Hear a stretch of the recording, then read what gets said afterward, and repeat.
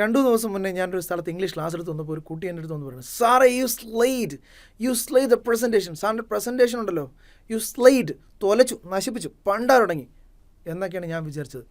എന്നാൽ അങ്ങനെയല്ല, ഇതൊക്കെ ന്യൂജൻ വേർഡാണ്. സ്ലേഡ് ദ പ്രസൻറ്റേഷൻ വെച്ചാൽ സാറിൻ്റെ പ്രസൻറ്റേഷൻ അടിപൊളിയാണ്, സാറങ്ങ് തകർത്തില്ലേ, തകർത്ത് അടിച്ച് പൊളിച്ച് ഞങ്ങളുടെ മനസ്സൊക്കെ അങ്ങ് കുളിർന്നു അങ്ങനെ തന്നെ. ഓക്കെ, സ്ലേ എന്ന് പറഞ്ഞാൽ ഒരു ഒരു ഒരു ഒരു വെർബായിട്ട് ഉപയോഗിക്കാൻ പറ്റുന്ന ഒരു വാക്കാണ് കേട്ടോ.